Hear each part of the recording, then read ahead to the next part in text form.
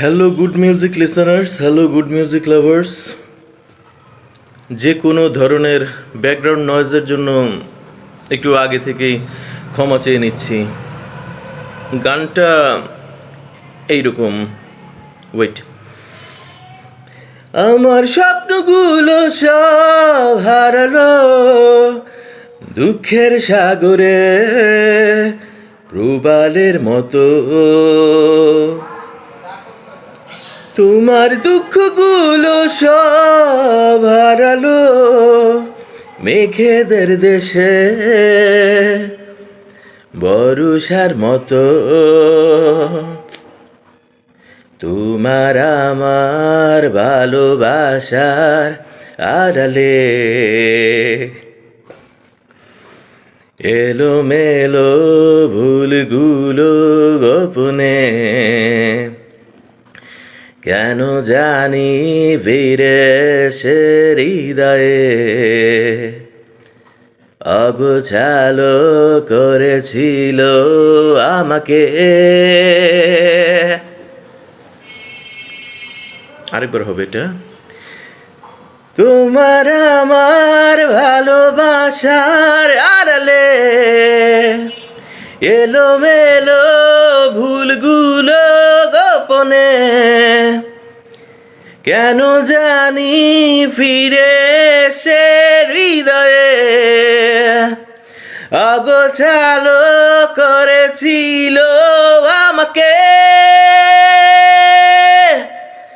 এখন আমি কিভাবে বেঁচে থাকি কি নিয়ে, হৃদয় আমার কেঁদে যায় স্মৃতিগুলো জড়িয়ে। মাই পিএস এপিসোড নাম্বার 6। ইয়েস, গানটা শ্রদ্ধেয় আয়ুব বাচ্চু স্যারের, আমাদের প্রিয় বড় ভাইয়া, আমাদের প্রিয় স্যার, বাংলাদেশের রকস্টার জনাব আয়ুব বাচ্চু। সবাই জানেন ওনার ব্যাপারে, ব্যান্ড মিউজিক শোনেন, আয়ুব বাচ্চুকে চেনেন না, কঠিন ব্যাপারটা। তো আমি গত ভিডিওতে তো আমার এসএসসি ব্যাচ বলেছি, অতএব আপনারা বুঝতেই পারছেন যে ওই এসএসসি ব্যাচের কাছাকাছি সময়কার আগের বা পরের যারা আছেন আয়ুব বাচ্চু স্যারের ডাইহার্ট ফ্যান ফলোয়ার হবেনই হবেন। বাচ্চু স্যার এমন একটা মানুষ ছিলেন যে সব ধরনের শ্রোতা মণ্ডলীর মন জয় করার চেষ্টা করেছেন উনি।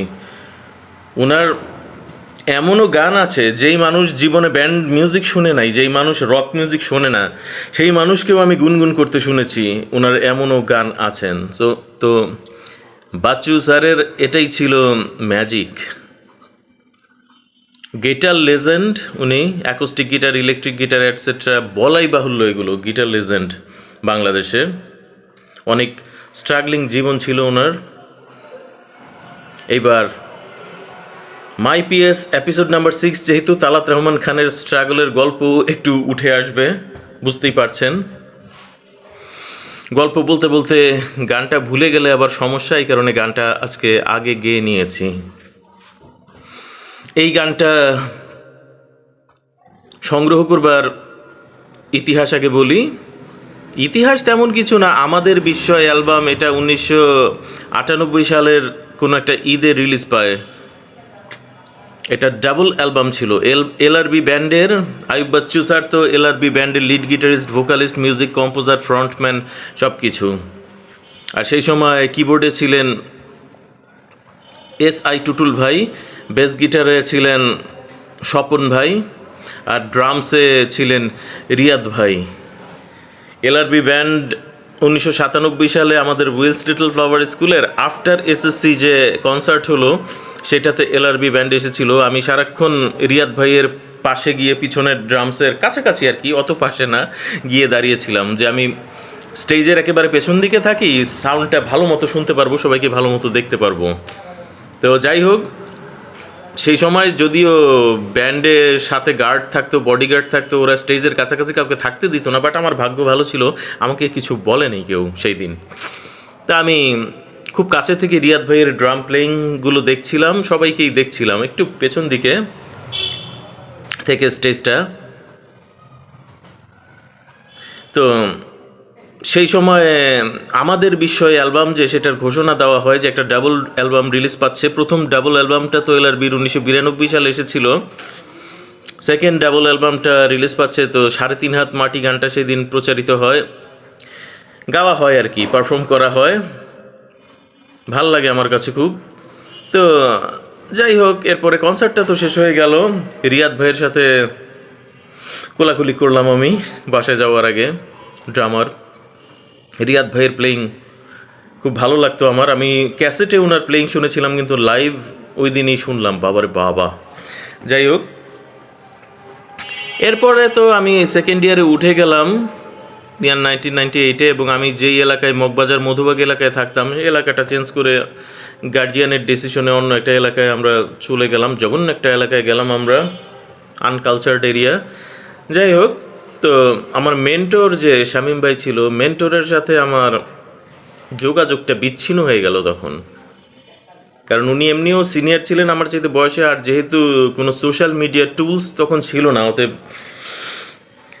রিকানেক্ট করার ব্যাপারটা তখনকার দিনে হতোই না বলা যায়। দূরহ কেউ যদি এলাকা চেঞ্জ করে অনেক দূরে চলে যেত, এই রিকানেকশনের ব্যাপারটা আর থাকতো না তখন। যাদের ফ্যামিলি ওইরকম ফ্রি মাইন্ডেড ছিল, যাদের চলাফেরার ক্ষেত্রে বাধা বিঘ্ন অত ছিল না, বাপ মা ওই কোথায় যাস, কেন যাস, যাতায়াত ভাড়া দিতে পারবো না, এইসব সমস্যা যাদের ছিল না, তারা রিকানেক্ট করতে পারতো। বাট আমি মধ্যবিত্ত কনজারভেটিভ ফ্যামিলির ছেলে, আমার জন্য সমস্যাই ছিল। তবে এবার গানের কথা বলি। অ্যালবামটা যেহেতু দুইটা পার্ট, প্রথমটা হলো আমাদের আমাদের লেখা ছিল অ্যালবামের উপরে, পরের পার্টটার নাম ছিল বিস্ময়, একই সাথে দুইটা বিক্রি হয়। তো বিস্ময়ে আমি দুটাই কিনেছিলাম 1998 সালে, কুরবানি ঈদের সালামি পেয়ে দুটোই কিনেছিলাম আমি।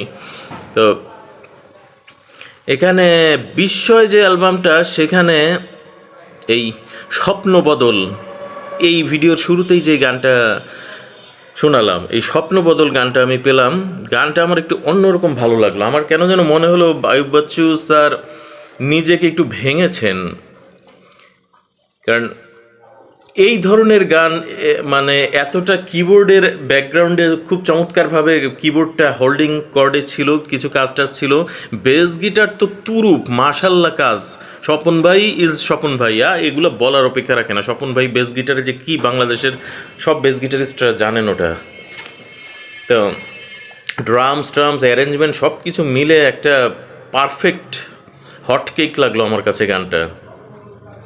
তো গানটার প্রেমে পড়ে গেলাম, গানটা খুব শুনতে শুরু করলাম। আর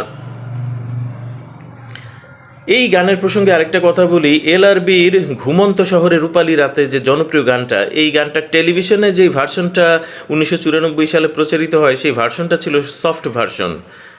সেই সফট ভার্সনে কিন্তু অত রিফটা হালকাভাবে ছিল, অত ভারী রিফ ছিল না। গানটার মধ্যে মেলোডিয়াস রক ভাবটা বেশি পাওয়া যায়। কিন্তু এরপর ঘুমন্ত শহরে গানটা যখন আবার ক্যাসেট আকারে, অ্যালবাম আকারে বের হয়, মূল রেকর্ডিংটা যখন আসে, বাজারজাত হয় 1995 সালে, তখন ওটা অনেস্টলি বলতে গেলে ভালো লাগেনি আমার কাছে। ভালো লাগেনি কারণ ওইটাতে খুব বেশি আন্ডারগ্রাউন্ড রক ধাঁচের ফ্লেভারটা, রিফটা খুব বেশি, ড্রামসের কাজ অনেক বেশি অ্যাকুস্টিক, ড্রামসে তেমন সাউন্ড ইফেক্ট ইউজ করা হয়নি। আর গানটা মূল সুরটা ঠিক থাকলেও মেজাজটা বদলে গিয়েছিল।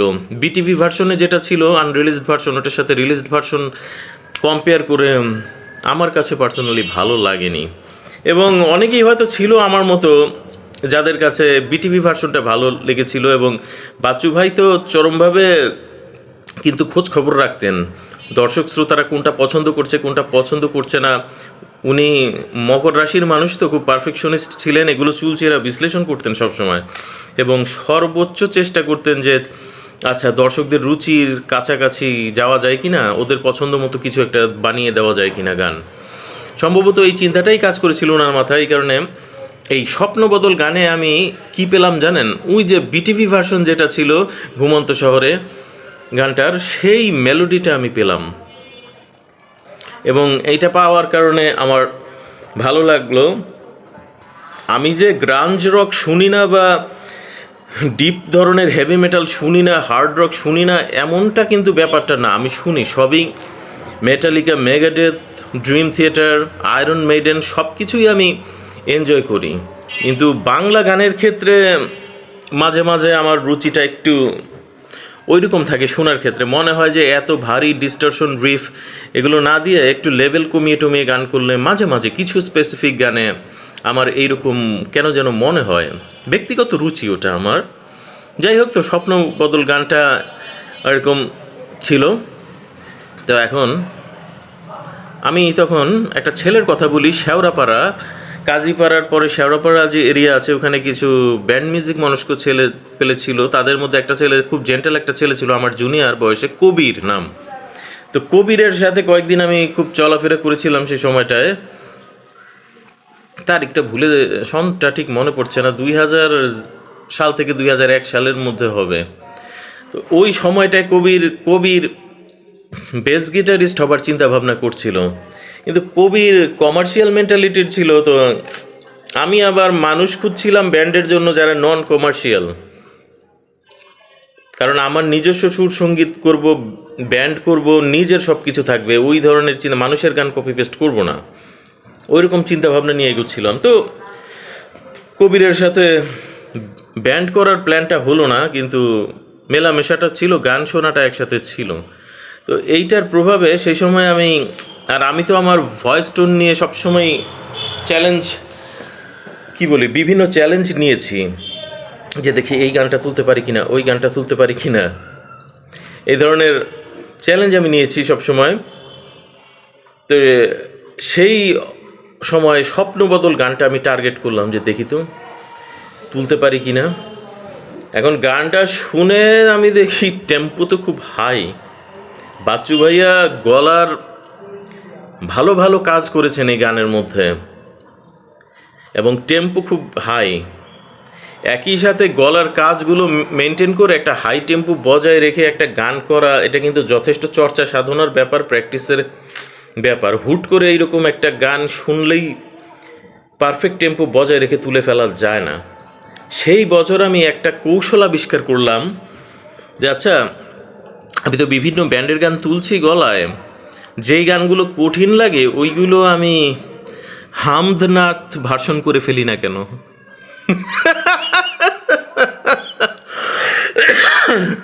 হামদনাথ ভার্সন, বুঝতে পারছেন কি বলতে চাইছি?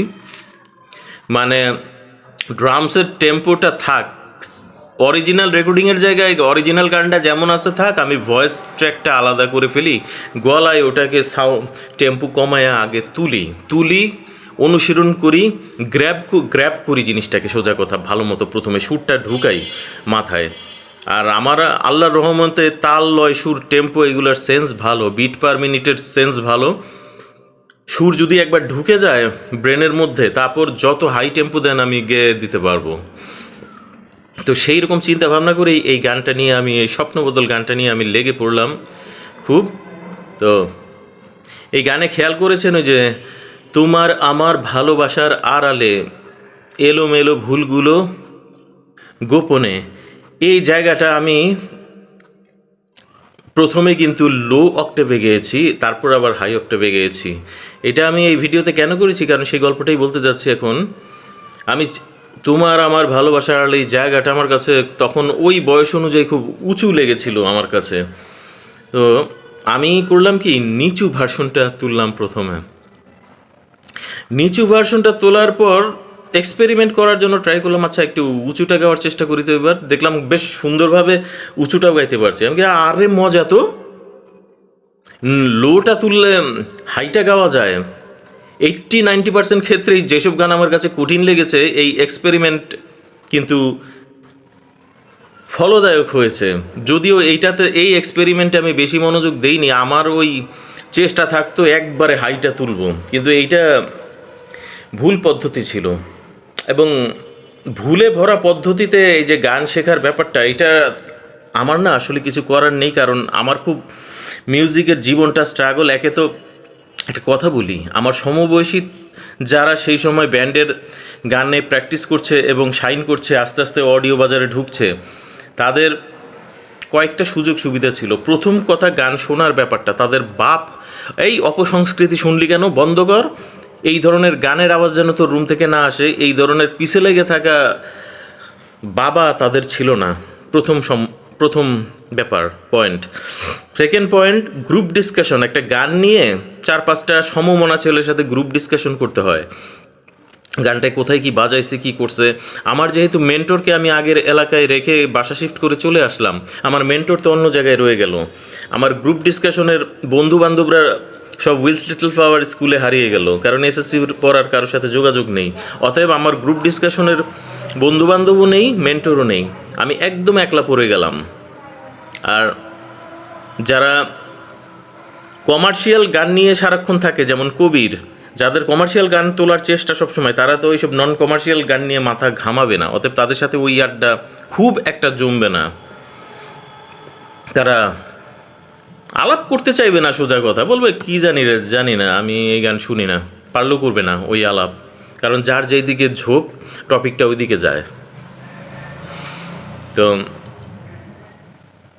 আমি সে সময় একলা পড়ে গিয়েছিলাম, সো আমি একা একাই এই এক্সপেরিমেন্টগুলো করছিলাম, যে লো অক্টেভ তুলে তারপর হাই অক্টেভ কিভাবে করা যায়।